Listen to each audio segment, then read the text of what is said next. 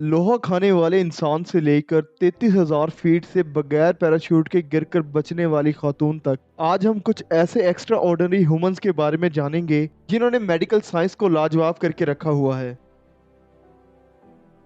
दोस्तों, मिशेल लुटीटो का ताल्लुक फ्रांस से है। देखने में ये बिल्कुल नॉर्मल लगते हैं, लेकिन इन्होंने अपनी सारी जिंदगी वो काम किए हैं जिनका कोई नॉर्मल इंसान सोच भी नहीं सकता। जी हाँ, ये दुनिया के वाहिद ऐसे शख्स हैं जो मेटल यानी लोहा खाते हैं, और मेटल भी कोई सिंपल फॉर्म में नहीं बल्कि नुकीले और तेज धार वाले पीसेस। जब ये 9 साल के थे तब पहली बार इन्होंने मेटल खाया था, और सिर्फ 16 साल की उम्र में ये पब्लिक में भी ये कारनामे करके दिखाते थे। पहले तो लोगों को लगता था कि शायद ये ड्रामा कर रहे हैं, लेकिन मेटल खाने के बाद कई बार इनके एक्सरे किए गए, जिससे मेटल के पीसेस को डाइजेस्टिव ट्रैक से गुजरते देखा गया। डॉक्टर्स का कहना है कि मिशेल की स्टोमिक लाइनिंग हद से ज्यादा स्ट्रॉन्ग होने की वजह से ये ज्यादा एसिड प्रोड्यूस करता है, और इस कंडीशन में रोजाना 900 ग्राम मेटल को आराम से हजम कर सकता है। इन्होंने अपनी जिंदगी की सिर्फ पब्लिक अपीयरेंस में 18 bicycles, 15 supermarket trolleys, 6 chandeliers, 2 bed, 60 TV sets, 500 metre की स्टील चेन और एक पूरा का पूरा जहाज भी खाकर दिखाया है।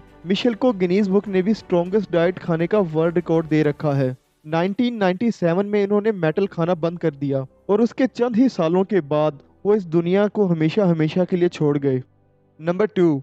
डॉक्टर्स ये केस अपने करियर में पहली बार देख रहे थे जब इस चाइनीज खातून के सर पर बकरी के सींग निकलना शुरू हुए। चाइना के हेनान प्रोविंस में 101 साला जैंग रुईफान नामी इस बूढ़ी अम्मा की सारी जिंदगी बहुत नॉर्मल अंदाज में गुजर रही थी, लेकिन 100 साल की एज में इनके माथे पर एक सख्त गुठली निकलना शुरू हुई। एक ही साल के अंदर ये हैरत अंगेज तौर पर 6 सेंटीमीटर लंबा एक सींग बन गया। ना सिर्फ इतना, बल्कि माथे की दूसरी साइड पे भी ऐसी एक और गुठली निकलना शुरू हो गई। डॉक्टर्स का कहना है कि ये सींग उसी मटेरियल से बना है जिससे इंसान के नाखून बने हैं, लेकिन ये बकरी के सींग इंसान के माथे पर कैसे निकले, ये मेडिकल साइंस अभी तक समझ नहीं पाई। नंबर 1। क्या कभी ऐसा हो सकता है कि 33,000 फीट से कोई भी बगैर पैराशूट के गिरे और फिर जिंदा बच जाए? ये है वेस्ना वोलोविच, जो 33,000 फीट यानी करीबन 10,000 मीटर की हाइट से प्लेन से गिरी और बगैर पैराशूट के जिंदा भी बच गई। ये सब कैसे हुआ, और आखिर इतनी ऊंचाई से गिरने पर ये जिंदा कैसे बच गई? इसके पीछे एक इंटरेस्टिंग कहानी है।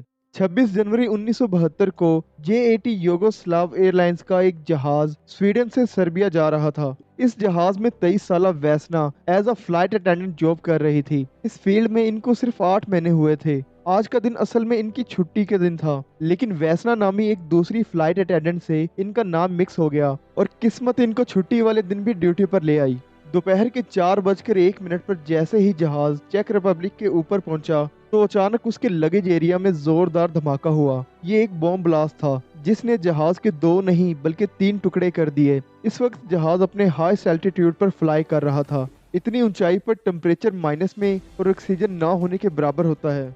जैसे ही जहाज के टुकड़े हुए, कैबिन का प्रेशर खत्म हो गया और क्रू समेत सारे पैसेंजर्स जहाज से बाहर खींचते चले गए। वैसना की खुशकिस्मती थी कि वो जहाज के पिछले हिस्से में ड्रिंक ट्रॉली के पीछे फंस गई, जिसकी वजह से वो लो प्रेशर जोन में ड्रैग न हो सकी। तेजी से नीचे की तरफ जाता जहाज का पिछला हिस्सा इत्तेफाक से घने दरख्त और बर्फ के ऊपर जा गिरा, और शायद यही वजह थी कि वैसना की जान बच गई। इस हादसे में वैसना के जिस्म की हर एक हड्डी टूट गई। वो शुरू के 3 दिन कोमा में रही, लेकिन 10 महीनों के बाद हैरत अंगेज तौर पर वो अपने पांव पर खड़ी हो गई।